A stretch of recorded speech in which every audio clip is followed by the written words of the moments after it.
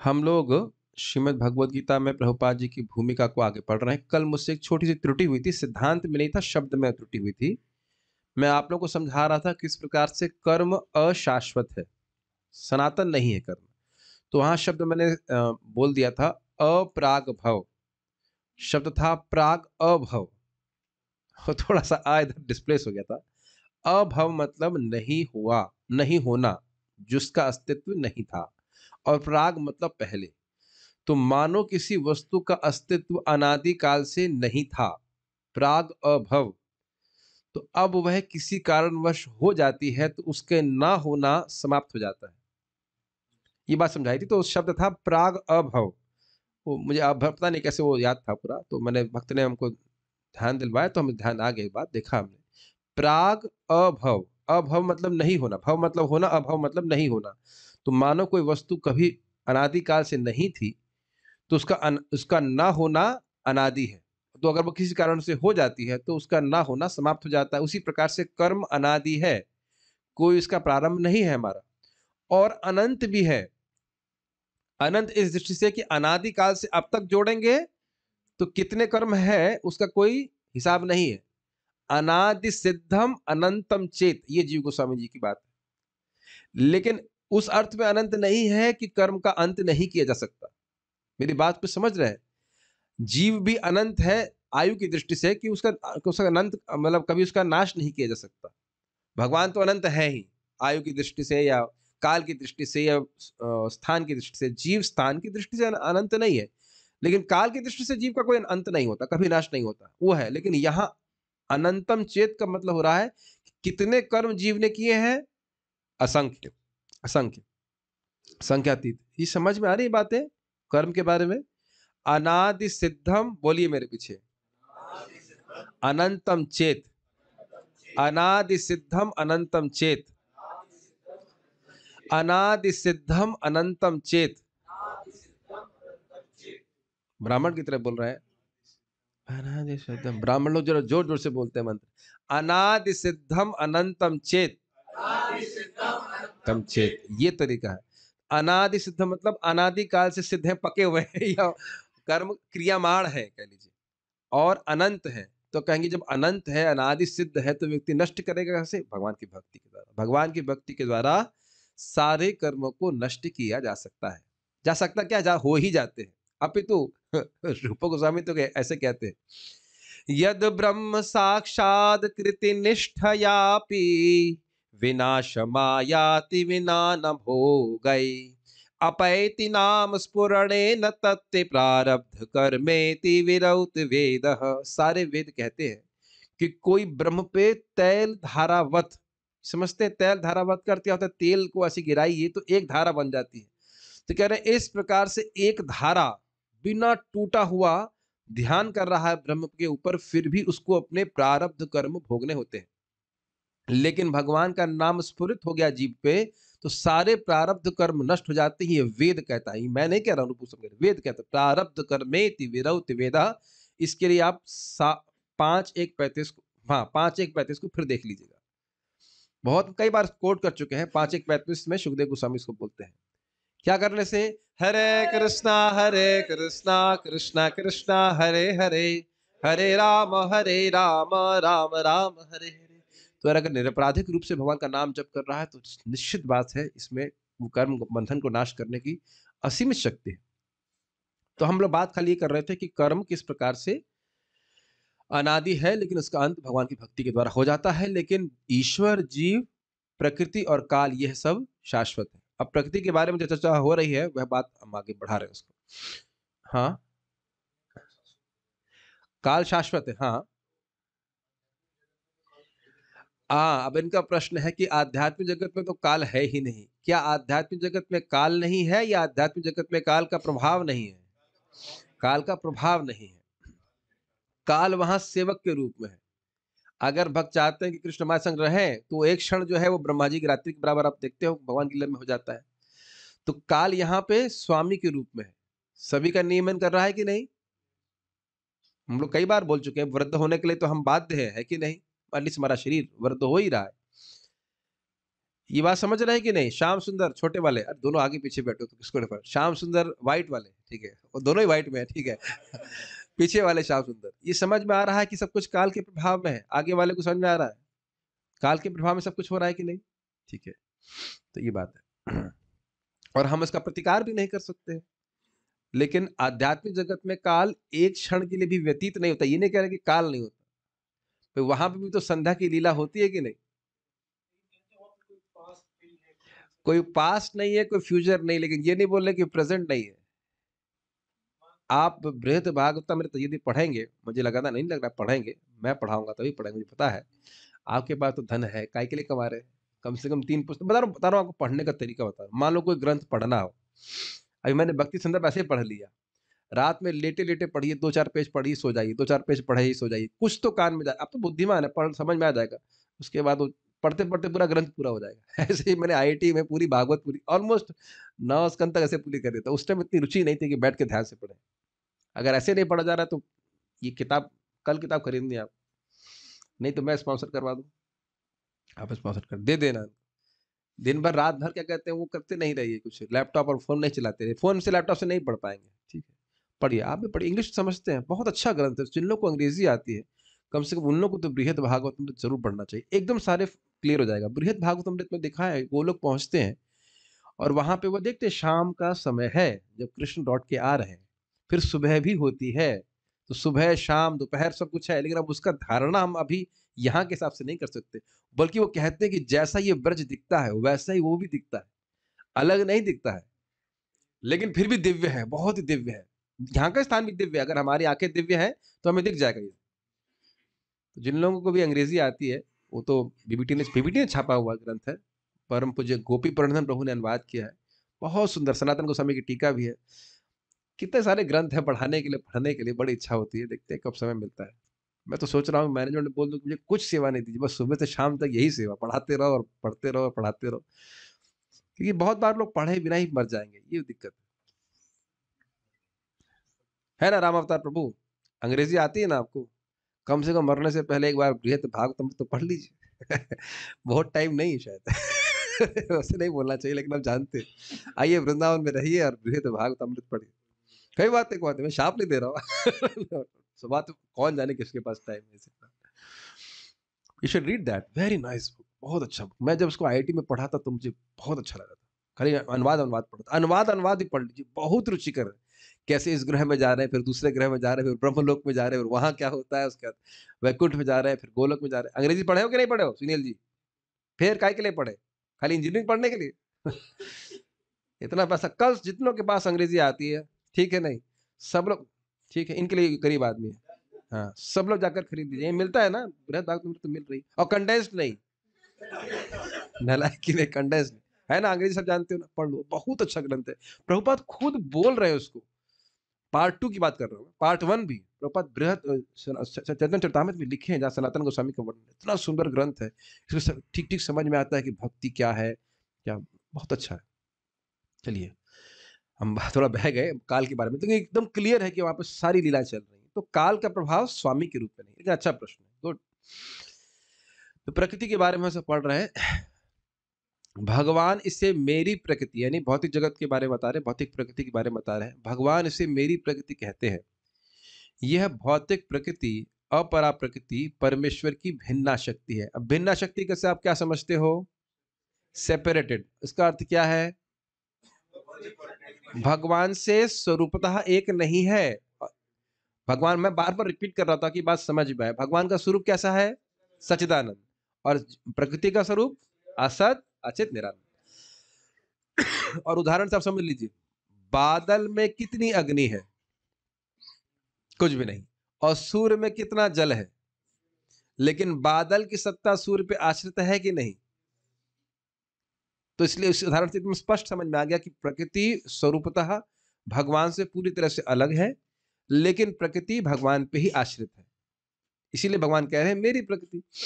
अगर सूर्य कहे कि ये सब मेरे बादल हैं, तो आप ऑब्जेक्शन करेंगे, आपके बादल तो नहीं है, मेरे बादल तो नहीं है, बादलों की सृष्टि सूर्य नहीं करी है। हाँ या ना, समझ में आ गया? ठीक है। इसी प्रकार जीव भी परमेश्वर की शक्ति हैं। किंतु वे विलग नहीं अपितु भगवान से नित्य संबद्ध है। ये बात समझ में आई? क्या, थोड़ा समझने का प्रयास कीजिए, क्या भौतिक वस्तुएं भगवान से अपने संबंध का अनुभव कर सकती हैं? ओके। दूसरा प्रश्न, क्या भौतिक वस्तुओं का संबंध भगवान अनुभव कर सकते हैं? भगवान कर सकते हैं। क्या भौतिक वस्तुओं का संबंध भगवान से है? देखो गलत हो गया कि नहीं? संबंध है, अभी तो बता रहा हूं। क्या बादल का संबंध सूर्य से है? है। एक एक बात को आपको हेयर लाइन स्प्लिटिंग करनी पड़ेगी। लेकिन भौतिक प्रकृति अपने संबंध का अनुभव भगवान से नहीं कर सकती। मैं दुर्गा जी की बात नहीं कर रहा हूं जो उसकी अधिष्ठात्री देवी है, जो भौतिक गुण है उनकी बात कर रहा हूं। क्या ये हारमोनियम समझ सकता है कि भगवान की एनर्जी है ये? इस पे क्या नाम है उनका, महात्मा प्रभु, नहीं महात्मा नहीं, क्या नाम है उनका, वैशेषिका प्रभु, बहुत सुंदर बात बोल रहे थे कि कितने आश्चर्य की बात है कि जैसे मैं अभी राम हरि प्रभु की तरफ देख रहा हूं तो ये भी मेरी तरफ देख रहे हैं। काफी इंटरेस्टिंग है कि नहीं? और आप लोगों को भी लग रहा है कि मैं आपकी तरफ देख रहा हूं, है कि नहीं? इवन जूम डिवोटीज, कुछ आपको अलग नहीं लगता? अपने सब तरफ आप कैमरे या टीवी लगा लीजिए, बहुत सारे टीवी होते हैं ना, लेकिन वो टीवी या कैमरे आपको नहीं देख सकते। चलो टीवी की तो बात आप मानोगे कि रिकॉर्ड नहीं करता, लेकिन कैमरा तो रिकॉर्ड भी कर रहा है। लेकिन क्या कभी आप सोचते हैं कि कैमरा हमारी तरफ देख रहा है? यद्यपि मैं ये कहता हूं कि मैं कैमरे की ओर देख रहा हूं, लेकिन कैमरा मेरी तरफ नहीं देख सकता। कुछ समझ में आ रहा है चेतना का? It's very interesting. चेतना को भौतिक तत्वों से अलग देखने का सामर्थ्य हमको, यह विवेक हमको जागृत करना चाहिए। इस तरह भगवान, जीव, प्रकृति तथा काल ये सब परस्पर संबंधित हैं और सभी शाश्वत है। लेकिन दूसरी वस्तु कर्म शाश्वत नहीं है। थोड़ा इस बात को समझाना पड़ेगा कि एक रिफ्रेश करना पड़ेगा कि संबंध क्या है। भगवान सर्वनियंता है। भगवान को ऊपर एक ट्रायंगल में रख दीजिए। वो गलती में से ये हो रही है कि वो फोटो मैंने दिखाया नहीं। देखता हूं कि मैं फोटो इंग्लिश में तो जरूर दिखा सकूंगा और उसके द्वारा मैं समझाने का प्रयास करूंगा। आप लोग Gita class as it is में जाके देखिएगा, उसमें लास्ट उस पे एकदम पहला जो चैप्टर है अज्ञान वाला, उसी के लास्ट में एक स्लाइड थी जो मैं समझाना भूल गया था। उसको मैं दिखा दूंगा। इंग्लिश, इतनी इंग्लिश तो सब जानते हैं। ये ऊपर नहीं जा रहा है। हाँ, यस, ये दिख रहा होगा सबको जूम के ऊपर। तो ये बात रह गई थी कि ज्ञान क्या था। तो इस ज्ञान के बारे में हम समझा रहे हैं। ईश्वर दिख रहा है इंग्लिश में, ईश्वर सब लोग समझते ही हैं, यहाँ पे ईश्वर लिखा हुआ है। ईश्वर है कृष्ण, प्रकृति है भौतिक प्रकृति, भौतिक जगत त्रिगुणात्मक, और जीव। ये इनका आपस में क्या संबंध है, ये एरोस के द्वारा समझने का प्रयास कीजिएगा। जीव भगवान श्री कृष्ण का नित्य दास है, बद्धावस्था में चाहे मुक्त अवस्था में। भौतिक प्रकृति के नियामक भगवान श्री कृष्ण है। जीव सोच रहा है कि भौतिक प्रकृति का वो नियामक है, लेकिन वस्तुतः वह, एरो के द्वारा देख सकते हैं, भौतिक प्रकृति के द्वारा नियंत्रित किया जा रहा है। भौतिक जगत की बात कर रहा हूं मैं, आध्यात्मिक जगत की बात नहीं कर रहा हूं। ये आप नहीं दिखा पा रहे हैं? दिख रहा है सबको? एक मिनट रुकिएगा, मैं इनको भेज देता हूं तो समझ में आ जाएगा। मैंने गीता चर्चा थारू में भेज दिया, वहां देख लीजिए। ईश्वर है भगवान श्री कृष्ण, ठीक है, इसमें तो कोई डाउट है नहीं किसी को। और मैं केवल बद्ध जीवों की बात कर रहा हूं, इसमें काल को भी जोड़ लीजिए। काल और प्रकृति के द्वारा वह जीव को इस जगत में भोगने का मौका दे रहे हैं। वस्तुतः जीव भगवान का क्या है? नित्य दास है। वह भगवान के द्वारा नियंत्रित है। भगवान का वो कभी ना तो कभी भगवान था, न कभी है, और न कभी हो सकेगा। ये बात क्लियर समझ में आ रही है? ये संबंध समझना चाहिए। ये संबंध ज्ञान कहा जाता है। और ईश्वर, अच्छा दूसरी बात क्या है? जीव भी प्रकृति नहीं है, न कभी था न कभी है और न कभी होगा। ये बात समझ में आ रही है? हम कभी जड़ नहीं बन सकते। हम हमेशा चेतन रहते, हो सकता है हमारी चेतना कवर हो जाए। पेड़ के शरीर में जीव रहता है लेकिन फिर भी वो चैतन्य रहता है, कम हो जाती है चेतना। ये क्लियर हो रहा है? दूसरा, प्रकृति कभी जीव नहीं बन सकती। ठीक है? ऐसा नहीं है कि जड़ पदार्थ से चेतना उत्पन्न हो जाए। क्लियर? प्रकृति कभी भगवान नहीं बन सकती। इसलिए बारंबार लोग कहते हैं कि सब कुछ प्रकृति कर रही है, प्रकृति ही भगवान है। यह भी गलत सिद्धांत है। ये तीनों वाटर टाइट कंपार्टमेंट है। जीव कभी भगवान नहीं बन सकता, भगवान कभी जीव नहीं है। भगवान का शक्ति जीव है लेकिन भगवान जीव नहीं है। और भगवान कभी प्रकृति नहीं बनते, प्रकृति कभी भगवान नहीं बनती, इत्यादि। सभी जगह समझ धारण करना, इस सबको अप्लाई करना पड़ेगा। ये समझ में आ रहा है? ये बहुत सिंपल लग रहा है, ये बहुत बहुत गंभीर बात है। क्यों? क्योंकि मायावादी क्या कहते हैं? क्या कहते हैं? माया के ही उत्पादन कृष्ण है। हो गया ना गलत सारा बात? बात बहुत सिंपल लग रही है लेकिन संबंध ज्ञान गड़बड़ हुआ तो हमें आध्यात्मिक सफलता प्राप्त नहीं होगी। अब जानन्ति मामूढ़ा मानुषिम तनुमास्तितम परम भावम अजानतो मम भूत महेश्वरम। जो मूर्ख है वो सोचते हैं कि मैं इस भौतिक शरीर का आश्रय लेकर के प्रकट हुआ हूं और मेरे परम भाव को नहीं समझते कि मैं सभी जीवों का परम नियंता हूं। कृष्ण के बारे में बोले, मैं मतलब कृष्ण लगा दीजिएगा, मैं मतलब मैं नहीं बोल रहा हूं। ये मायावाद गड़बड़ हुआ कि नहीं? और गड़बड़ क्या सोचते हैं? कहते हैं ईश्वर, ये जीव जो है यह भी वो ब्रह्म से कट करके आ गया और प्रकृति के द्वारा आच्छादित ब्रह्म को जीव कहा जाता है। और जीव अपने जब आच्छादन को छोड़ देगा, अविद्या को त्याग देगा तो वह सीधे ईश्वर बन जाएगा। तो ये सब गड़बड़ करते हैं वो। तो ना तो जीव कभी प्रकृति बन सकता है, ना प्रकृति कभी जीव बन सकती, ना जीव कभी भगवान बन सकता है, ना भगवान कभी जीव बन सकता है। ये सब कुछ नहीं हो रहा। Does that make sense? जैसे हम लोग हैं वैसे ही है, ये बात समझना होगा। और ये भी समझना होगा कि भौतिक जगत में भगवान जीव को कैसे नियंत्रित कर रहे हैं? काल कर्म, उसके कर्मानुसार और काल के प्रभाव में उसको विभिन्न प्रकार के शरीर प्राप्त किया कराए जा रहे हैं भगवान की अध्यक्षता में। ध्यान दीजिएगा कि भगवान बाध्य नहीं है ऐसा करने के लिए। भगवान चाहे तो किसी जीव का कर्म ना रोक दे, उसका मतलब प्रभाव ना दिखा करके उसको कुछ और भी दे सकते हैं। ये नियम उन्होंने बनाए हैं, उस नियम को बाईपास भी कर सकते हैं और वो करते हैं भगवान के अपने भक्तों के लिए। कर्माण निर्दहति किंतु च भक्ति भाजम। यदि हमारा कोई भी जन्म होगा तो वह कर्म के अनुसार नहीं, वो भक्ति कर रहे हैं, भगवान अपने हिसाब से जो सुख दुख देना हो, भक्ति परिपूर्ण हो जाए इसके लिए भगवान जन्म देते हैं।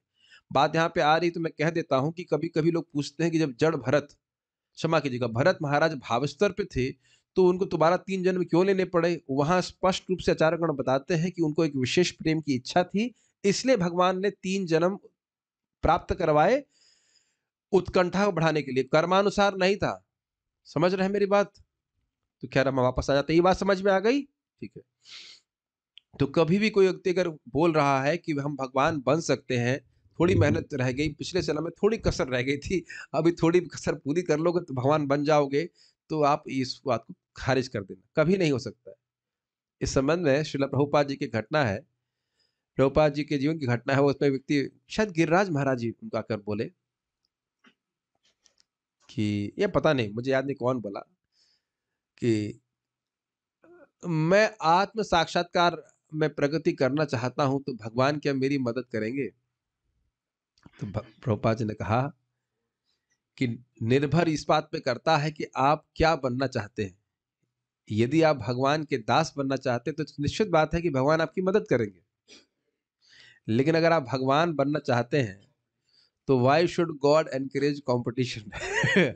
दूसरा भगवान बनेगा तो भगवान से प्रतिद्वंदी हो जाएगा, नहीं तो भगवान दूसरे प्रतिद्वंदी को सहायता क्यों करेंगे? तो ये समझने वाली बातें हैं। ये सब बहुत महत्वपूर्ण है। एक बात और समझ लीजिए, जो नाम जप कर रहा है संबंध ज्ञान को समझ करके, उसे ही कृष्ण प्रेम मिलेगा। ऐसे अनजाने में नाम उच्चारण कर रहा है और अपराध नहीं कर रहा है तो मुक्ति मिल जाएगी। लेकिन संबंध ज्ञान से युक्त होकर के मैं नाम जप क्यों कर रहा हूं और नाम और अपराध रहित तो करता है, तब उसे कृष्ण प्रेम मिलेगा। ये हम लोग त्रिनादपि सुनिचीना की व्याख्या में सुन चुके हैं कि समझना चाहिए कि मैं भगवान का अंश हूं, मेरा इस जगत से कोई संबंध नहीं है और ये नाम उच्चारण मैं कर रहा हूं भगवान का प्रेम प्राप्त करने के लिए। एकदम संबंध ज्ञान क्लियर होगा तब जाकर व्यक्ति ठीक से अभिधेय का अनुशीलन करेगा और तब वह भगवान का प्रयोजन भगवत प्रेम जो प्रयोजन है वह जीवन का वो प्राप्त कर पाएगा। तो इसलिए समझना बहुत आवश्यक है। ठीक है। तो ये बात आई थी तो हमने इसको समझा दिया यहाँ पे। यह भौतिक प्रकृति अपरा प्रकृति परमेश्वर की भिन्ना शक्ति है। हाँ, पढ़ चुके हैं। इस तरह भगवान, जीव, प्रकृति तथा काल ये सब परस्पर संबंधित हैं और सभी शाश्वत हैं, लेकिन दूसरी वस्तु कर्म शाश्वत नहीं है। हाँ, कर्म के प्रभाव अत्यंत पुरातन हो सकते हैं, अर्थात अनादि काल से चल रहा है। हम अनादि काल से अपने शुभ अशुभ कर्म फलों को भोग रहे हैं, किंतु साथ ही हम अपने कर्मों के फल को बदल भी सकते हैं और यह परिवर्तन हमारे ज्ञान की पूर्णता पर निर्भर करता है। We purposefully slowed down to emphasize this point.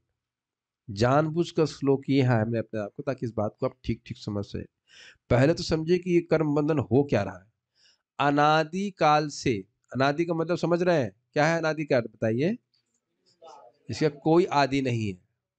तो यहां मत जोड़ देना कभी तो हुआ होगा, नहीं। अनादि मतलब अनादि, कोई कारण, कोई उसका शुरुआत नहीं है।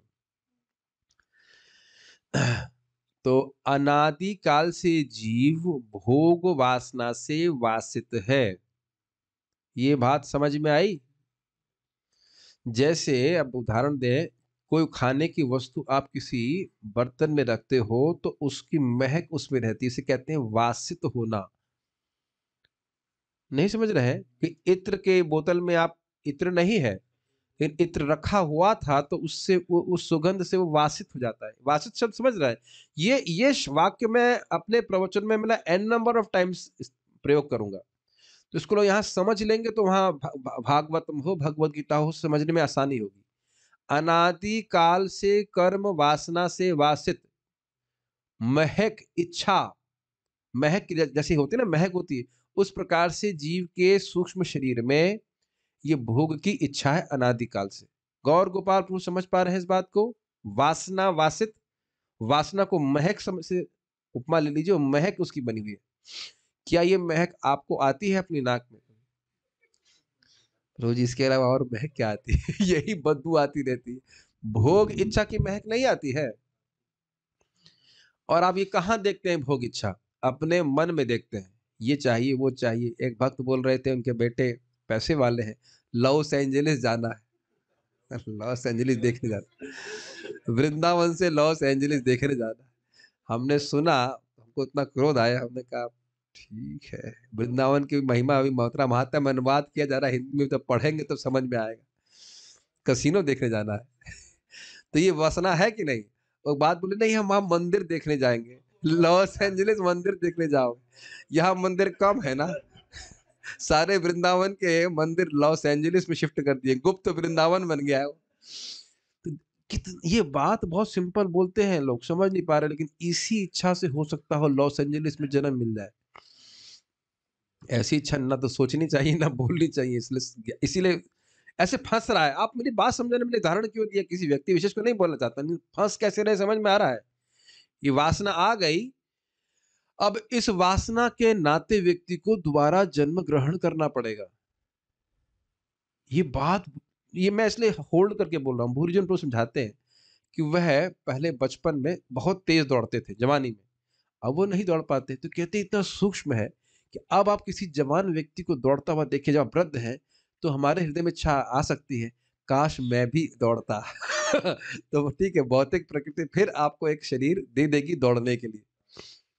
मान लो मनुष्य का शरीर ही दिया, लेकिन फिर भी दिया तो ये कुछ समझ पा रहे हैं? काश, काश ये होता, काश वो होता। कितने हम लोग मासूमियत, शब्द कर रहा हूँ हिंदी में क्या होगा शुद्ध, भोलापन भी अच्छा नहीं आ रहा, लेकिन जो भी है, इतनी अच्छी हिंदी किसी को नहीं आती। चलिए, मासूमियत में इस बात को, काश ये हो जाता, काश वो हो जाता, काश काश के चक्कर में व्यक्ति अपना नया जीवन का निर्माण कर रहा है। अब आप इसीलिए बोल रहे, प्रभुपाद पूर्ण ज्ञान पे निर्भर करता है, समझ रहे हैं बात को? तो अब प्रभुपाद क्या कह रहे हैं? अब अनादि काल से गुणों का प्रभाव में, गुणों का संग में जीव है। अगर सतोगुणी वृत्ति को उसने स्वीकार किया बाई चांस, जैसे भी कह ली, बाई चांस तो नहीं, किसी भी तरह से, तो वह अच्छे कार्य करने के लिए प्रवृत्त होगा।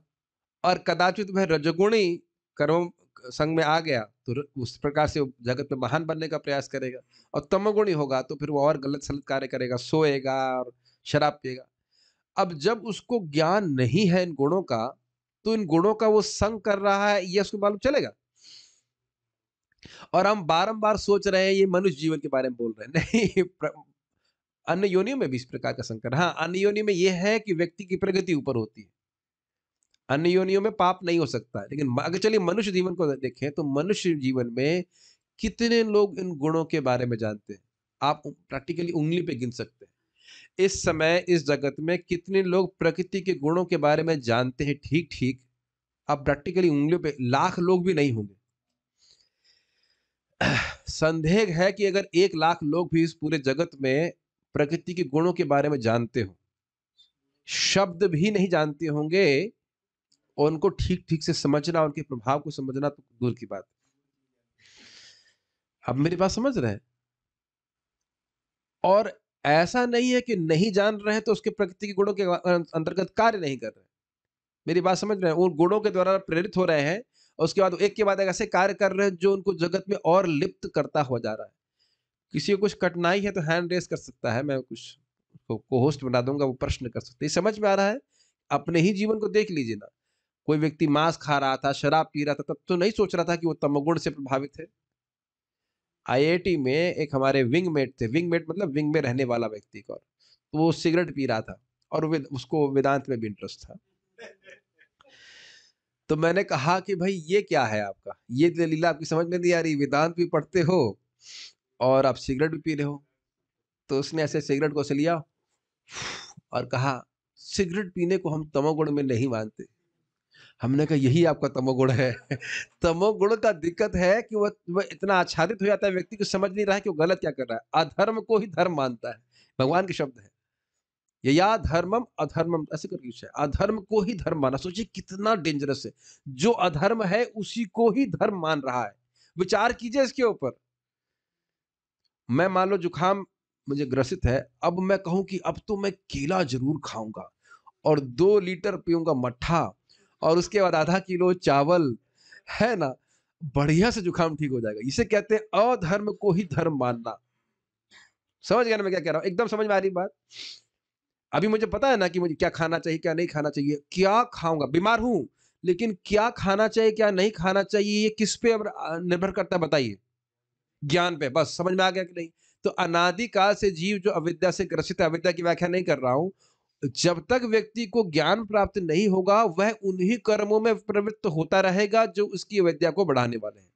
इसीलिए प्रभुपाद जी यहाँ पे कह रहे हैं कि कर्म के फलों को बदल भी सकते हैं, लेकिन यह परिवर्तन हमारे ज्ञान की पूर्णता पर निर्भर करता है और ये ज्ञान, पूर्ण ज्ञान कहाँ से प्राप्त होगा? श्रीमद् भगवद गीता से। रियली मेरे को बहुत इच्छा हो रही है कि फिर से भगवद गीता पढ़ाई जाए। बहुत सुंदर ग्रंथ है, बहुत सुंदर ग्रंथ है, कभी तृप्ति ही नहीं होती। अब देखो ऐसे बहुत सारी बातें आपको पता होंगी, लेकिन अगर आप थोड़ा मनन करेंगे तो हम देखेंगे कि बहुत सारी बातों को हम अपने जीवन में अप्लाई नहीं करते। हम कुछ बोल रहे हैं, सोच रहे हैं, बात कर रहे हैं, क्या वो सभी कुछ भगवान की प्रसन्नता के लिए है? चलो नौकरी आपको करनी पड़ती है अपने परिवार की प्रसन्नता के लिए, जो भी किसी के लिए भी करते हो, उसको छोड़ दीजिए, क्या बाकी समय हम भगवान की प्रसन्नता के लिए कार्य कर रहे हैं? विचार कीजिए। और वो सभी कार्य जो भगवान की प्रसन्नता के लिए नहीं कर रहे हैं, वो बंधन का कारण बन रहा है। एक छोटा-सा उदाहरण और समझ लीजिए। आपने सुना है ना कि दलदल में कोई फँसा रहता है, तो दलदल से निकलने का वह अपने से जो भी प्रयास करता है, उसका क्या प्रभाव होता है? वो और अंदर से थक जाएगा। बहुत अच्छा उदाहरण है। लेकिन बाहर से कोई रस्सी फेंकता है, उसको बस खाली पकड़ना पकड़ना होता है और उसे खींच ले जाएगा। वो रस्सी तो हमारे पास यहाँ पे नहीं है, लेकिन आप लोग के पास रस्सियाँ हैं। जो जप माला है वो रस्सी के लिए समान है और उसपे हरे कृष्णा, कृष्णा कृष्णा हरे हरे, हरे राम, राम राम हरे हरे। इस महामंत्र का जप करेंगे, भगवान की भक्ति करेंगे तो निश्चित बाहर हो जाएँगे। अपने से बाहर निकलने का प्रयास करेंगे तो खुद और बंधन में पड़ जाएगा। परम पूज्य राधा गोविंद महाराज इस संबंध में कुछ कहते हैं एक दोहा, और बंध जाओगे, उसके एंड में आता है, वो याद नहीं आ रहा है कि क्या है। लेकिन भगवान का नाम उच्चारण नहीं करेगा तो इसके ऐसे कुछ ट्रांसलेशन था कि नाम उच्चारण नहीं करेगा तो गंगा जी का पानी पिएगा लेकिन वो जहर बन जाएगा। हाँ, सॉरी, गंगा जी के तट पे प्यासे मर जाओगे। अमृत सान के खाओगे तो वो जहर बन जाएगा। और मुक्त होने का प्रयास कर रहे हो ना तुम, मुक्त होने का प्रयास कर रहे हो और बंध जाओगे और बंधन में पड़ जाएगा। ठीक है? एक और श्लोक इस पे आप सुन लीजिए। तपन्तु तापये पतन्तु पर्वतात् यजन्तु यागैव विवदन्तु वादैः। भाई खूब सारे तपस्या कर लो, पर्वतों से तपन्तु तापये पतन्तु पर्वतात्, पर्वत से कूद जाओ। एकदम इसी पे बिल्कुल प्रासंगिक है। यजन्ति याग, खूब यज्ञ कर लो, वदन्ति वादै, खूब सारे वाद विवाद कर लो, अटन्ति तीर्थानि पठन्त चागमः, और तीर्थों का खूब भ्रमण कर लो और सारे वेद पढ़ लो, लेकिन बिना हरिम नैव मृत्युम तरन्ति, भगवान हरि की शरण लिए बिना व्यक्ति मुक्त नहीं हो सकता। क्लियर है ये श्लोक किसी के संबंध में है कि नहीं? श्रीधर स्वामी इसको कोट करते हैं। तो ये आप समझ सकते हैं कि जब तक व्यक्ति को ये ज्ञान प्राप्त नहीं होता कि भगवान श्री कृष्ण की शरण लेकर के मैं मुक्त हो सकता हूं, वह कर्म बंधन से मुक्त नहीं होगा, ये कहना चाह रहा हूं। ठीक है? काफी इंटरेस्टिंग है, बहुत अच्छा इंट्रोडक्शन प्रभुपाद लिखे हैं। हम विविध प्रकार के कर्मों में व्यस्त रहते हैं, इतना व्यस्त है, और ये नहीं समझ रहा है कि यही दलदल में और ठूस रहा है और ठूस रहा है और ठूस रहा है। इसी पे एक बात याद आ रही। महाप्रभु कहते हैं कि देखो इंद्रिय, ये क्या हुआ, इंद्रिय तृप्ति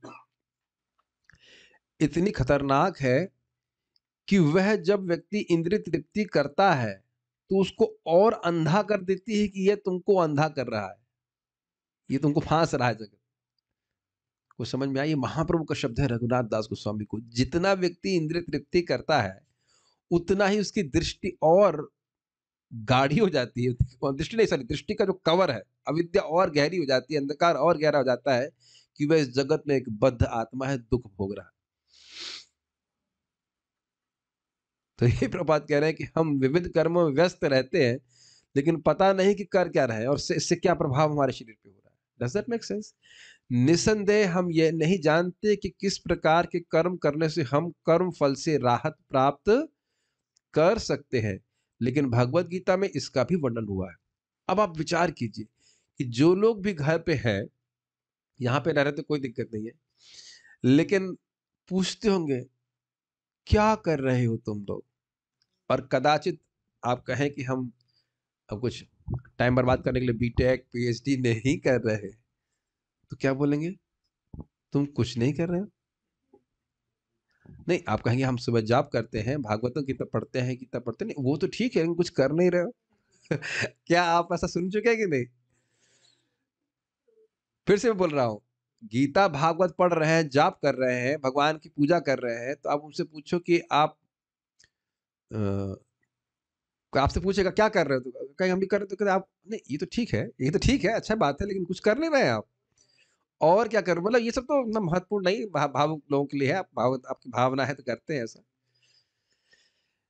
और प्रभुपाद जी इस बात को कहते हैं कि भारतीय लोगों के संबंध में भी अंग्रेजों की ये भावना थी, जब हम लोग उसमें आजादी में नहीं थे, कि ये लोग मूर्ख हैं कि माँ के महीने में बाहर जाकर गंगा जी में स्नान कर रहे हैं। समझ में आया? या निश्चित रूप से कोई अश्रद्धालु आएगा तो कार्तिक को देख करके, कार्तिक के महीने में हम लोग को देख के वो हमको मूर्ख ही कहेगा, ये क्या कर रहे हैं, दीप जलाकर घुमा रहे हैं, इससे क्या हो जाएगा 7 3 4, उतना तो पता नहीं होगा उसको, लेकिन सोचेगा ना कि ये मूर्खतापूर्ण कार्य है, लेकिन उसको समझ नहीं आ रहा कि उसके पीछे कितना बड़ा सिद्धांत है, कैसे कर्म को नाश करने वाला है। या जैसे घर वाले लोग बोलते ही हैं, ये क्या सुबह हरे कृष्ण चालू कर दिया। तो अब आप बताइए इसका कारण क्या है? उनको ये बिल्कुल नहीं पता है कि वह कर्म बंधन में है।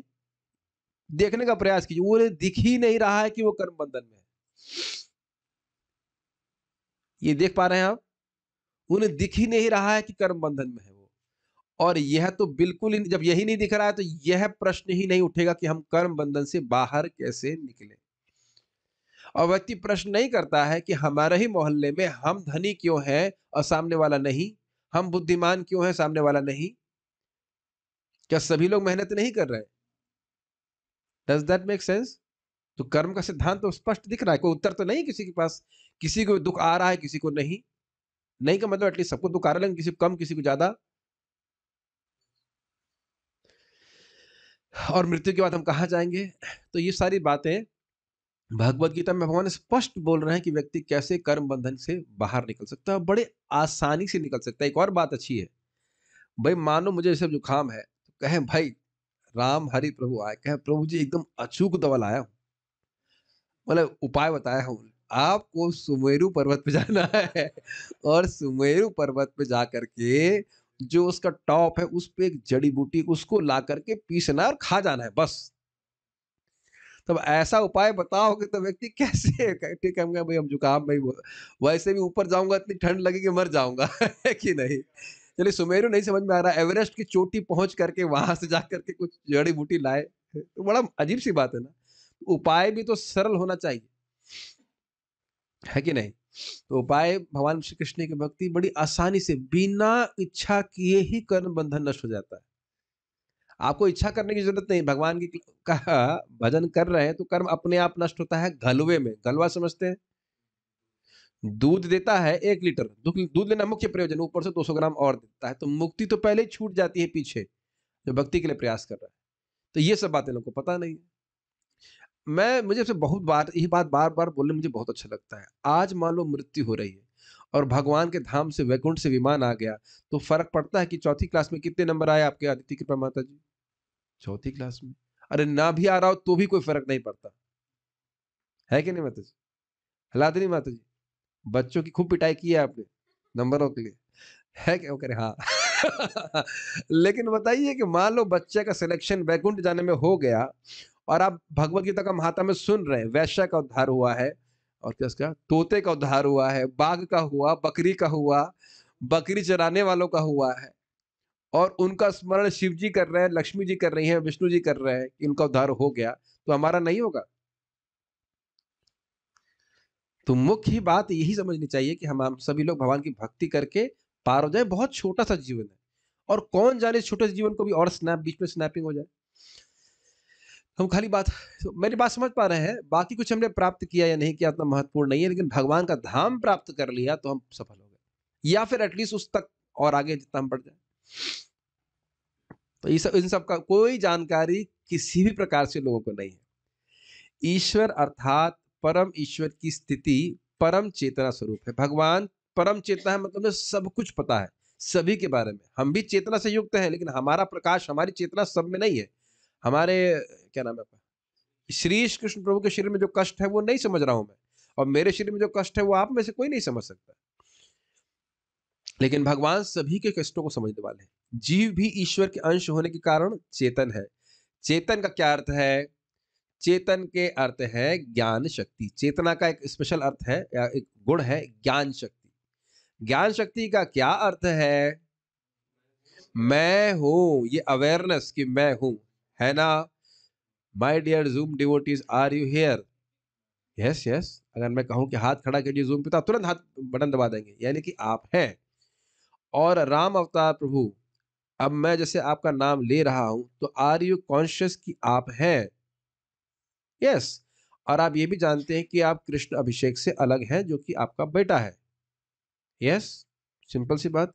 ये बहुत ही यूनिक क्वालिटी है आत्मा की। मैं हूँ और मैं अन्यों से अलग हूँ।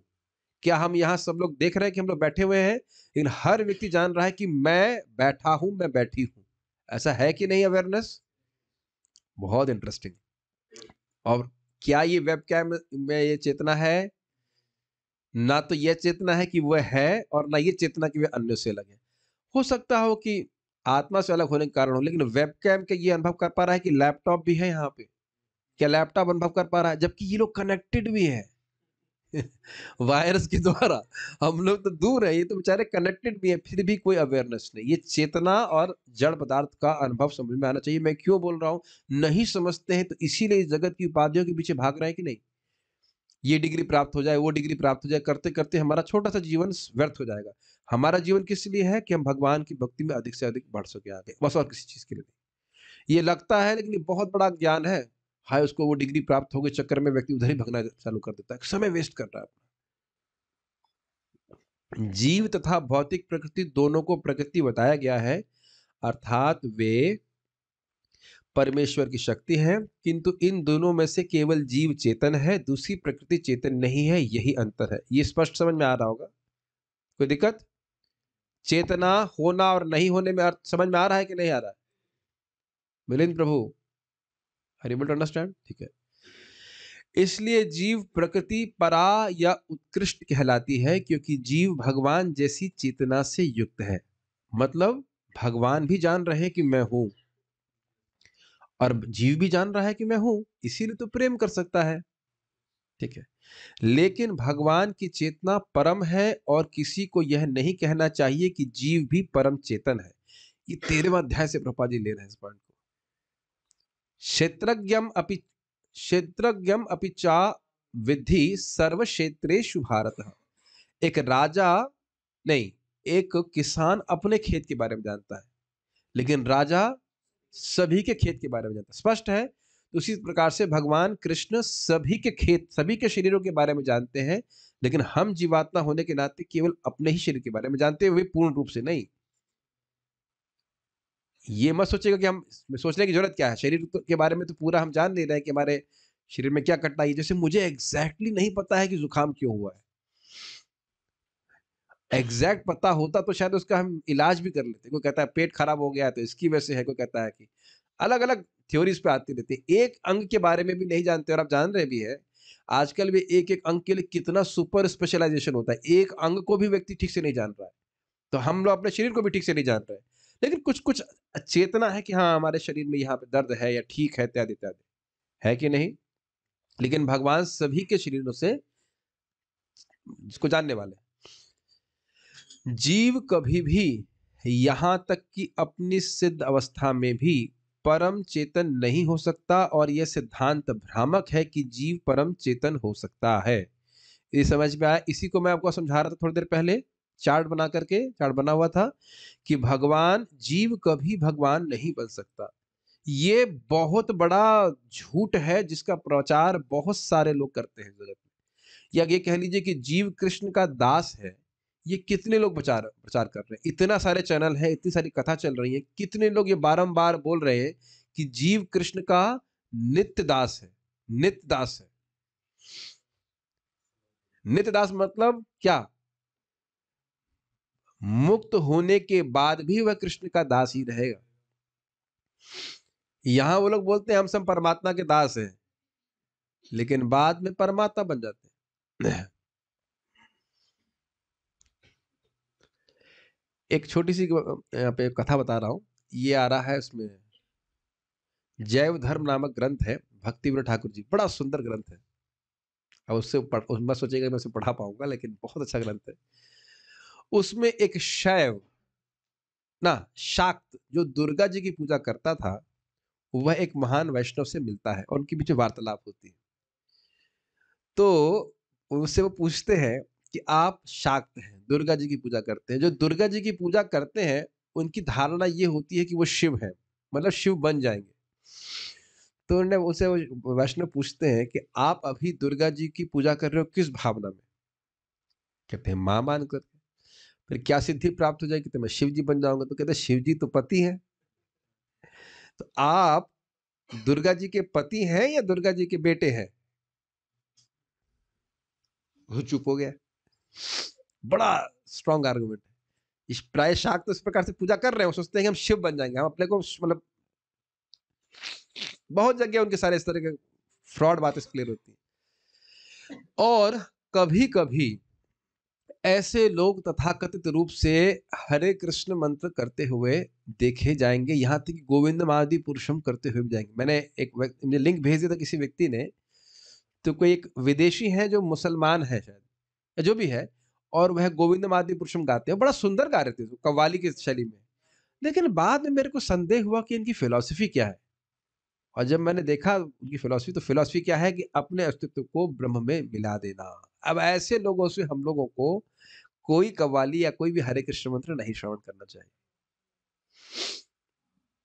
ये बात समझ में आ रहा है? हरे कृष्ण मंत्र का जाप भी अगर कोई व्यक्ति कर रहा है इस धारणा से कि मैं भगवान में मिल जाऊंगा, तो ये एक जहर है, और वो उसकी चेतना में परवेट करता है। मेरी बात समझने का प्रयास कीजिए। मान लीजिए कोई हरे कृष्ण मंत्र गा रहा है, अच्छा गा रहा है, और वो सोच रहा है कि मैं स्त्रियों को आकर्षित कर लूँ, तो वो चेतना उस कीर्तन में है, वो शुद्ध कीर्तन नहीं है। या कोई कहे कि मुझे धन प्राप्त हो जाए, बहुत लोग धन के लिए भी करते हैं कि नहीं? गज़ल में भी हरे कृष्ण गा देते हो, हमने देखा है ऐसा। तो वो चेतना उस हरे कृष्ण में, उस कीर्तन में प्रविष्ट हो जाती है, और एक व्यक्ति अपना संबंध समझ के भगवान से गा रहा है, उसमें अंतर आ जाएगा कि नहीं आ जाएगा? बिल्कुल, वो चेतना हमें प्रभावित करती है। आप लोग तो कीर्तन सुन कर के अनुभव कर सकते हैं ना, कि कोई भक्त प्रभुपाद जी के कीर्तन देखिए, और अन्य महाराज लोग जो हैं, महान भक्त हैं, कैसे गाते, तो क्या वो किस प्रयोजन से गा रहे हैं, इसका बड़ा प्रभाव पड़ता है। समझ रहे हैं?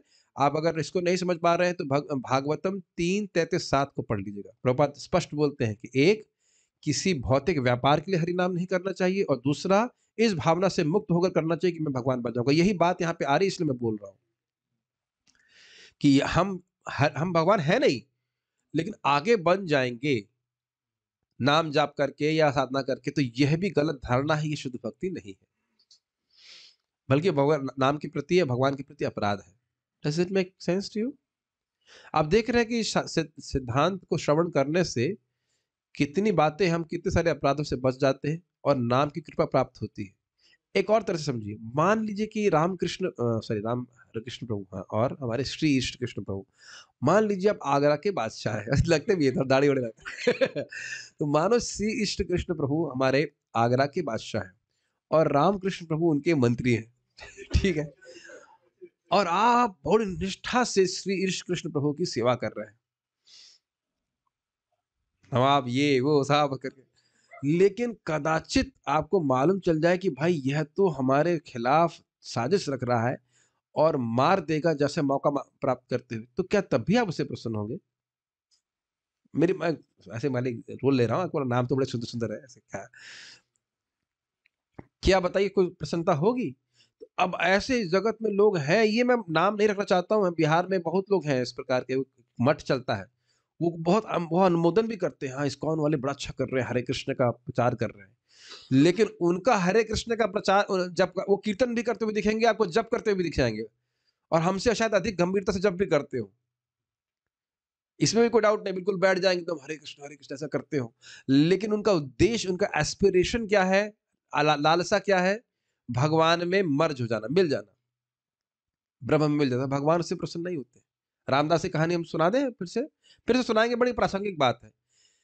ये बहुत ही स्ट्राइकिंग स्टोरी है चैतन्य चरितामृत। रघुनाथ भट्ट गोस्वामी जी आ रहे थे चैतन्य महाप्रभु से मिलने के लिए पुरी में। इससे पहले इस कथा को आगे बढ़ाएं, ये समझिए, महाप्रभु गडरिया समझते हैं, बकरी चराने वाले, उन्होंने हरि नाम कहा, तो महाप्रभु कह रहे हैं, कृतार्थ होइला आमी सुनाइला हरि नाम, तो मैं कृतार्थ हो गया, तुमने मुझे हरि नाम सुनाया। ओके, सीन कट, सीन वापस आ जाइए रघुनाथ भट्ट गोस्वामी बंगाल से पुरी आ रहे हैं।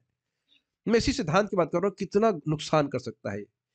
तो रघुनाथ भट्ट गोस्वामी जी आ रहे हैं कहाँ से? बंगाल से, मतलब बनारस से होकर के फिर बंगाल से पुरी आ रहे हैं, और उनके संग एक रामदास नाम का व्यक्ति हो गया, वो कायस्थ था, और बड़ी नम्रता से रघुनाथ भट्ट गोस्वामी जी की सेवा करता, कि आपका सारा सामान मैं उठा लूंगा, ये वो कहते, नहीं नहीं कोई जरूरत नहीं, नहीं नहीं, मैं, मेरा कर्तव्य है ब्राह्मणों की सेवा करना, भक्तों की सेवा करना, और 24 घंटे राम राम राम राम करता रहेगा। गडरिये तो 24 घंटे राम नहीं कर रहे थे, लेकिन यहाँ व्यक्ति 24 घंटे राम राम कर रहा था। पुरी आया तो रघुनाथ भट्ट गोस्वामी को महाप्रभु ने आलिंगन कर लिया, और उस व्यक्ति की बिल्कुल उपेक्षा कर दी। डांटे तो खैर नहीं, लेकिन उपेक्षा कर दी, महाप्रभु ने उपेक्षा कर दी, मतलब बात भी नहीं की। पसंद नहीं होगा तभी तो ऐसा करते हैं। आप लोग भी ऐसा करते हो कि नहीं? कभी कभी किसी से बात नहीं करनी होता, अरे हम व्यस्त हैं, हम समय नहीं हमारे पास, और उसके तुरंत बाद हो सकता हो किसी से आधे घंटा बात कर लो आप, ऐसा हुआ कि नहीं? जिससे नहीं मिलना चाहते हैं उसके लिए कहेंगे हमारे पास टाइम ही नहीं है, और फिर थोड़ी देर बाद ऐसे व्यक्ति से आप मिल, कोई अपना आपका प्रेमी है, मतलब प्रेमी वाले से दोस्ती है, उसे आधा घंटा बात कर लेंगे, तो ये स्वाभाविक है। तो ये एक बात हम यहाँ पे इसलिए कह रहे थे कि हाँ, तो रामदास के अंदर क्या भावना थी? बाह्य रूप से तो भले ही वह भक्ति कर रहा था, राम राम 24 घंटे कर रहा था, लेकिन हृदय में क्या इच्छा थी? कि मैं राम बन जाऊंगा। इसीलिए प्रभुपाद कह रहे हैं कि सिद्धांत भ्रामक है, हम कभी भगवान नहीं बन सकते। और ये बताओ ना, भगवान बनने में बहुत टेंशन है कि नहीं? मुस्कुराते रहो चाहे व्यक्ति कोई भी आए, है कि नहीं? ये चाहिए, वो चाहिए, भगवान ये करे, ये व्यक्ति मर जाए, सबकी हृदय की बात सुनो, गंदे-गंदे विचार सबके सबको देखो, क्या दिक्कत? भगवान नहीं, भगवान की भक्ति बनना है अच्छा है। और भगवान का भक्त जितना सुख अनुभव करता है, भगवान भी नहीं करते हैं, समझ लीजिएगा। इसीलिए भगवान अपना भक्त बन कर के भक्ति के रस का आस्वादन करने के लिए आते हैं, चैतन्य महाप्रभु के रूप में। ये तो बड़ा विषय है, अब चैतन्य चरितामृत में चर्चा कर चुके हैं। दास्य भाव, वह चेतन तो हो सकता है, चेतन हो सकता है क्या? चेतन तो है ही, लेकिन पूर्ण या परम चेतन नहीं। ये समझ में आया? हमारी चेतना कभी नष्ट नहीं हो सकती है, कवर हो सकती है, लेकिन नष्ट नहीं हो सकती है। और हम कभी पूर्ण चेतन नहीं हो सकते। पूर्ण चेतन का मतलब, पूर्ण चेतन का मतलब ये मत सोचिएगा कि फुल्ली कॉन्शियस नहीं हो सकते। We can be fully conscious of our relationship with Krishna. देखिए, शब्दों को ठीक समझना होगा। इसीलिए प्रभुपाद पूर्ण या परम चेतन कह रहे हैं। पूर्ण चेतना का अर्थ ये भी समझ सकते हैं कि भाई हम सचेत हैं कि हमारा संबंध भगवान से क्या, वह तो ठीक है, लेकिन वो अर्थ नहीं है। यहाँ पे अर्थ है परम चेतन, अर्थात हम सभी के हृदय में क्या हो रहा है जानने वाले हम समझ नहीं हो सकता। और वैसे भगवान की कृपा से वैसे भी है। तम सर्वभूत हृदय मुनि मानत, तो उसमें एक अलग बात है, वो सिद्धि एक विशेष प्रकार की है, लेकिन ऐसा नहीं कह सकते कि सभी का दुख दुनिया में जितने हो रहे हैं उस सबको हम अनुभव करने की क्षमता धारण कर लें। जीव तथा ईश्वर का अंतर भगवत गीता के 13वें अध्याय में बताया जाएगा। इसीलिए मैं बोल रहा था आपको पहले कि 13वें अध्याय से प्रभुपाद समझा रहे हैं। ईश्वर क्षेत्रज्ञ व चेतन है, जैसा कि जीव भी है, लेकिन जीव केवल अपने शरीर के प्रति सचेत रहता है, जबकि भगवान समस्त शरीरों के प्रति सचेत रहते हैं। क्षेत्रज्ञ समझ रहे, क्षेत्र मतलब खेत, तो ये शरीर एक खेत की तरह है। और ज्ञ मतलब जानने वाला। तो जीव अपने इस शरीर के सुख दुख के बारे में जानता है, लेकिन भगवान सभी के सुख दुख के बारे में जानते हैं। क्या आप लोग थक गए? हाँ, नहीं थके, मुझे सुनाई पड़ा नहीं। ठीक है, आगे बढ़ते हैं। चूंकि वे प्रत्येक जीव के हृदय में वास करते हैं। एक बात समझिएगा, जब हम ये पढ़ रहे हैं तो हमारी अविद्या नष्ट हो रही है। समझ में आने की बात तो आगे की है। केवल भगवान के यश को श्रील प्रभुपाद जी उच्चारित किए हैं, और वो ऑब्वियसली परंपरा में तो किए हैं, वो हमारे कान से टच करता है, उसको श्रवण कहते हैं। और समझने की तो बात आगे की है। वो अपने आप में भक्ति है, कान से स्पर्श कर रहा है। और मैं समझ रहा हूं, अब तो समझ में भी आता होगा। हाँ तो बोल दीजिए। हाँ हाँ। कितना मरा मरा हाँ। जैसे लग रहा है पेमेंट दिया, हाँ बोलेंगे। चूंकि वे प्रत्येक जीव के हृदय में वास करते हैं, अतः वे जीव विशेष की मानसिक गतिशीलता से परिचित रहते हैं। कितना सुंदर बात है ये। एक एक बात पे कितनी सुंदर बात आप विचार कर सकते हैं। देखिए, ये बात बताइए कि सुबह से, या हम सुबह केवल पूरा जिंदगी नहीं, पूरा सुबह से अब तक हमने जो जो सोचा है, अगर सब कुछ हमारे मित्र को मालूम चल जाए तो वो बेचारा कितना परेशान हो जाएगा ना। Would you like to raise hands on that? इतने बुरे बुरे विचार भी आते, अच्छे भी आते हैं और बुरे भी आते हैं। हो सकता है उसी के प्रति आते हो बुरे बुरे विचार। ये भी एक इसके पीछे कहानी है, कहानी भी नहीं सुना रहे हैं, लेकिन है बात जो हम मन में बोलते हैं, ये भी एक साउंड है। और उसको कुछ कहते हैं, भूल गया अभी मैं। पश्यंती वाक, भूल रहा हूँ अभी। तो 4 प्रकार की वाणी होती है, उसको हम उसको सूक्ष्म लोग समझ सकते हैं, इसीलिए वो लोग हृदय की बात पकड़ लेते हैं। हम लोग अभी वैखरी, जो हम अभी बोल रहे हैं उसे वैखरी कहते हैं। फिर एक होता है मध्यमा, पश्यंती मध्यमा, और एक और होता है नाद, ऐसा कुछ होता है, याद नहीं आ रहा अभी। या भागवत में ही दिया गया है, शब्द है याद नहीं आ रहा है, ट्रांसलेशन में मिल जाएगा। उस पर परम पूज्य भक्ति विज्ञान महाराज ने बहुत सुंदर प्रवचन दिए। खैर जो भी है, वैखरी तो मुझे पता ही है, वैखरी मैं बोल रहा हूँ। तो हम खाली ये बात कर रहे थे कि भगवान हृदय में बैठे हुए सब जान रहे हैं कि हम क्या सोच रहे हैं। तो हम बात उदाहरण क्यों दिए, अगर हमको भगवान ये क्षमता दे दे तो हम कितने परेशान हो जाएंगे। सभी लोग क्या सोच रहे हैं, क्या इच्छाएं हैं, क्या वासना है, लेकिन भगवान के संग कितनी अद्भुत बात है कि भगवान बिल्कुल प्रभावित नहीं हो रहे। मैं इस पे बोलना चाह रहा हूँ। आपने कभी अनुभव किया है कि कोई व्यक्ति आकर के आपसे बोलने लग जाए, काउंसिल या कुछ भी, कि उससे ये पाप हुआ है, वो पाप हुआ, ये हुआ, तो कुछ देर में हम देखेंगे कि वो सुनने से वो पाप की वासना हमारे हृदय में भी आ जाती है। एक व्यक्ति मेरे को लिखे कि मैंने ये पाप किया, फिर डिटेल दिए, मैंने delete the message for him as well as for myself. मैंने कहा वो सब डिलीट कीजिए, अब हरे कृष्ण मंत्र जप कीजिए। बड़े डिटेल में वर्णन कर रहे थे, हमने इसको नहीं पढ़ा। टेलीग्राम में सुविधा है, दोनों के लिए डिलीट कर सकते हैं, तो दोनों के लिए डिलीट कर दिया। हमने कहा आप हरे कृष्ण मंत्र जप कीजिए। क्या आपने अनुभव किया सर? लोग अपनी कुछ गंदगी बताना ही चाहेंगे और एक व्यक्ति ने बता दिया तो आप उससे प्रभावित हो जाते हो। गलत नहीं कह रहे ना? और यहाँ भगवान सभी जीवों के सारे कार्य को देख रहे हैं और फिर भी प्रभावित नहीं हो रहे। भगवान और जीव अंतर देख रहे हैं कि नहीं? और सब कुछ पता है कि क्या सोच रहा है, क्या कर रहा है, और घृणा भी नहीं कर रहे। ए, नालायक जीव ये सोचता है, चल। ऐसा भी नहीं कर रहे, चुपचाप देख रहे हैं। लेकिन एक सुंदर बात यह है कि कदाचित किसी ने कभी भी इच्छा करी कि मैं कृष्ण भक्ति को प्राप्त कर जाऊं, तो भगवान उसको नोट करके एक दिन जरूर मौका देंगे। ये श्रवण का बहुत बड़ा लाभ है। जब आप कान से श्रवण करते हैं तो कहीं ना कहीं आप देखेंगे कि इच्छा आ जाती है, काश मैं भगवान का भक्त बन जाता। हूं तो नहीं, लेकिन काश मैं अच्छा भक्त बन जाता। यस और नो? हरिदास ठाकुर जी के बारे में सुनते, अरे काश ऐसा 24 घंटे नाम उच्चारण करने की रुचि प्राप्त होती है कि नहीं? भगवान उसको नोट कर रहे हैं और एक दिन सारी इच्छाओं को वह पूर्ण करेंगे। हाँ, परा पश्यंती मध्यमा वैखरी। परा, ये जो परा शब्द है ये हरे कृष्ण मंत्र है, शुद्ध शब्द से कहना चाहिए। उसके बाद मध्यमा और पश्यंती वाक और इत्यादि होता है। तो इस प्रकार से भगवान की अद्भुत ये क्षमता है। अनादिकाल से अनंत जीव क्या इच्छा कर रहे हैं, क्या किए थे, क्या कर रहे हैं, क्या करेंगे, सब भगवान जानते हैं।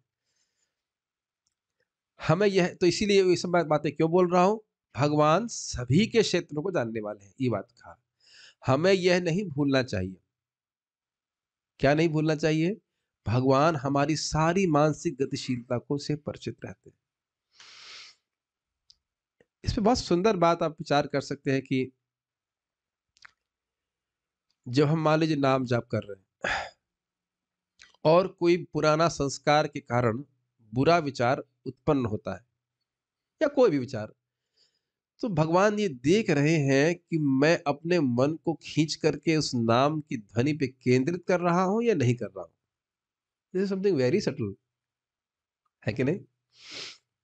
मैं नाम जाप करते हुए उस भोग की वासना का एनालिसिस भी करता रह सकता हूं और उसको रिजेक्ट करके बिना टच किए वापस या ध्यान दिए बिना नाम जप पे अपने को केंद्रित कर सकता हूं। इसमें कोई हाथ खड़ा करने वाली बात नहीं है, ईमानदारी की बात है। भाई हम लोग जूम पे स्क्रीन ऑफ करके कुछ भी जब कर सकते हैं, किसी भी तरह से कर सकते हैं। कई बार लोग करते भी कि व्हाट्सएप चेक करना है तो सब लोग देखेंगे या प्रभु जी देखेंगे, डांट पड़ेगा, हम भी यही करते हैं। मुझे कुछ करना है तो व्हाट्सएप चेक कर लूंगा तो वीडियो ऑफ कर देते। लेकिन देखिए हम सभी को ईमानदार बनना पड़ेगा ना, अमाया संतत्या अनुवृत्तिया, तब तो भगवान का अनुभव प्राप्त होगा। तो ये एक बहुत इंपॉर्टेंट बात है कि भगवान हमारी सारी मानसिक गतिशीलता से परिचित है। यद्यपि इनका एक अच्छा स्वभाव ये है कि हम कोई भी सेवा करते हैं उसको बहुत बड़ा मानते हैं, लेकिन उसका एडवांटेज नहीं लेना चाहिए। एडवांटेज लेना चाहिए मतलब नहीं लेना चाहिए, मतलब उसका एडवांटेज लेना चाहिए कि हाँ भगवान हमारी सेवा को बहुत मानते हैं, तो अच्छे से गंभीरता से करने का प्रयास करना चाहिए। ये मैं खाली कहना चाह रहा हूँ। जगत को कोई व्यक्ति धोखा दे सकता है, भगवान को थोड़ा दे सकता है। यह भी बताया गया है कि परमात्मा प्रत्येक जीव के हृदय में ईश्वर या नियंता के रूप में वास कर रहे हैं। ईश्वर सर्वभूतानाम हृदेश अर्जुन तिष्ठति भ्रामयन सर्वभूतानि यंत्र रूढ़ानि माया। और जैसा जीव चाहता है वैसा करने के लिए जीव को निर्देशित करते रहते हैं। ये कुछ समझ में आया? ये शब्द बड़ा सुंदर है श्लोक का, ईश्वर सर्वभूतानाम। ऐसा नहीं है कि अंदर बैठे हैं और कुछ कर नहीं सकते। किस रूप में बैठे हैं? ईश्वर के रूप में बैठे। जैसे जज के स्थान पर कोई माता जी भी बैठी है तो वो गृहिणी के रूप में नहीं बैठी है, वो जज के रूप में बैठी। मैं इसमें स्मरण आ रहा है कि मैं कोर्ट में गया था किसी कारण से, तो वहां पे जज थी, वो मैडम थी।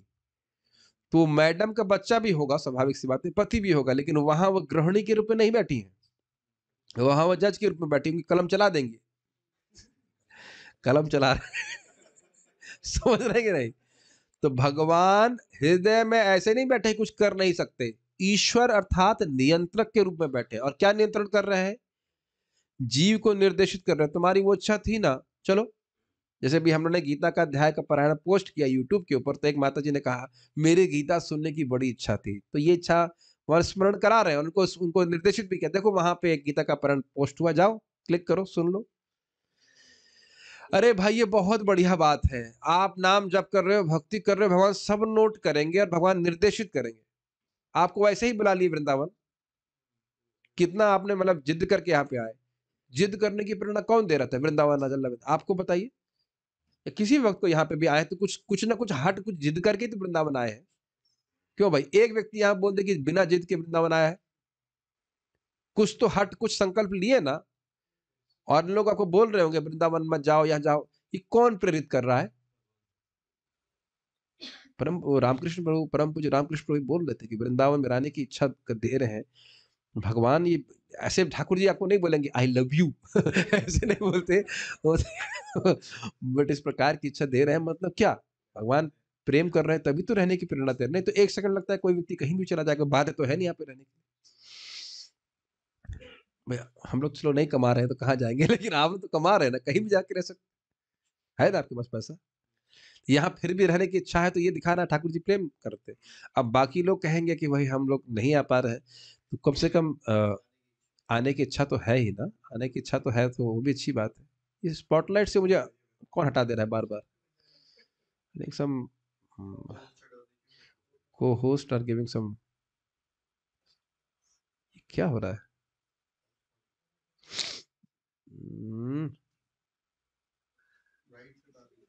हाँ ठीक है, तो मैं खाली ये बोल रहा था कि व्यक्ति के हृदय में इच्छा अगर आती है तो फिर वो भगवान उसको पूर्ण करते हैं। हम मैं खाली ये बोल रहा था कि जब भोगने की इच्छा आ रही है तो पूर्ण कर रहे हैं, तो अगर भक्ति करने की इच्छा होगी तब कितना पूर्ण करेंगे, कितना उत्साहित हो जाएंगे। ठीक है, जीव भूल जाता है कि उसे क्या करना है। मिलिंद प्रभु, पिछले जन्म में आप क्या कर रहे थे, कुछ आइडिया है? आपकी मम्मी को जरूर पता होगा, मम्मी जी नहीं पता? श्याम सुंदर, व्हाट एन अमेजिंग थिंग। और हमारा जन्म बहुत पहले भी नहीं हुआ था, कुछ भी नहीं पता है। मुझे इसमें हंसी आती है, इस जन्म में जब गृहस्थी बन जाता है तो व्यक्ति कितना उसमें एब्जॉर्ब रहता है ना। मेरे बच्चे हैं, प्रभु जी ऐसे करेंगे, ऐसे कैसे भक्ति कैसे करूं, वैसे करूं। और तुम इतना ही एब्जॉर्ब पिछले जन्म में भी थे कि जिन लोगों की गृहस्थी नहीं बनी, भाई गृहस्थी नहीं बनी तो क्या होगा, ये होगा। इसी प्रकार से शादी करने की चिंता पिछले जन्म में भी थी सोचना नहीं ना इस तरह से, बिल्कुल। अब एकदम टोटल भूले रहते हैं कि हम लोग क्या है, एकदम याद नहीं। तो फिर कैसे याद दिलाया जाता है? क्योंकि आप देखते हो कि जन्म लेने के बाद सब लोग एक ही प्रकार के स्वभाव के होते नहीं, कोई तो प्रेरित कर रहा है ना, किसी को ट्रेजेक्टरी बन रही ना जगत में।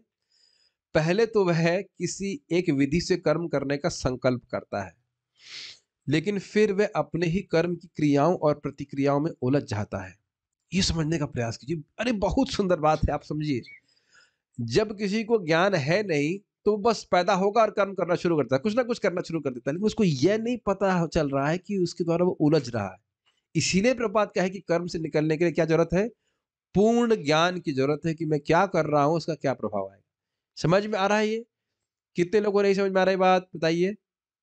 ये दिख रहा है, समझ में आना एक अलग बात है। दिख रहा है कि जब से पैदा हुए हैं हमको पता नहीं कि कौन से कर्म करने चाहिए। गए आइसक्रीम खा ली बाहर जाकर, कुछ भी नहीं हुआ, देखो कुछ भी नहीं हुआ। गए होटल में जाकर के पिज्जा खा लिया, पास्ता खा लिया, या और खराब चीजें खा ली, कुछ भी नहीं हुआ।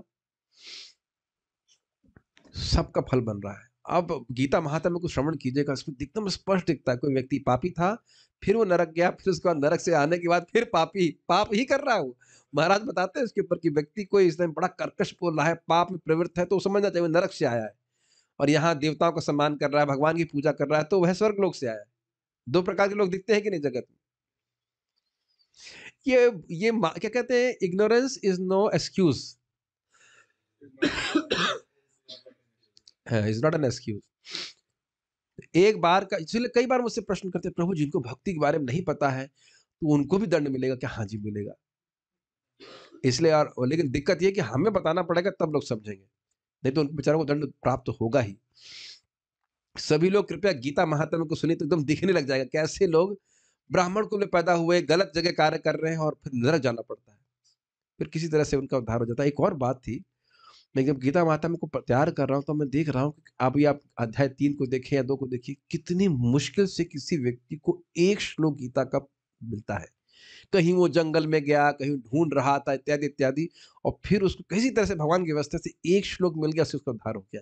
और देखिए हमारे पास पूरा भंडार है और फिर भी व्यक्ति समय ना निकाले गीता के लिए, तो कितना दुर्भाग्यपूर्ण कहा जाएगा उसको। एक बार का शरीर त्यागने के बाद वह दूसरा शरीर ग्रहण करता है, जिस प्रकार हम वस्त्र उतारते तथा पहनते रहते हैं। श्लोक किसी को याद है? वासांसि जीर्णानि यथा विहाया नवानि नवानि गृह्णाति नरोपराणि तथा तथा जीर्णानि अन्या तथा शरीराणि जीर्णानि अन्यानि संयाति नवानि देहि। इस प्रकार से, ठीक है। कपड़े की शादी के लिए बड़े चिंतित तो नहीं है आप लोग? समझ में आ गया? कितनी चिंता होती है ना अपने शरीर, अपने को शरीर मान करके शादी कैसी होगी। तो शरीर क्या है? तो कपड़ा की तरह है, बाइक की तरह, यंत्र की तरह। माताओं को बड़ी चिंता होती है, लड़का शादी नहीं कर रहा है, ब्रह्मचारी हो जाते हैं ना जो, या ना भी ब्रह्मचारी बने, शादी नहीं हो रही है, देख रहे टोटल अज्ञान। पिताजी को भी होता है, लेकिन स्पेशली माताओं को बड़ी चिंता होती है, जैसे मर जाएगा बेचारा।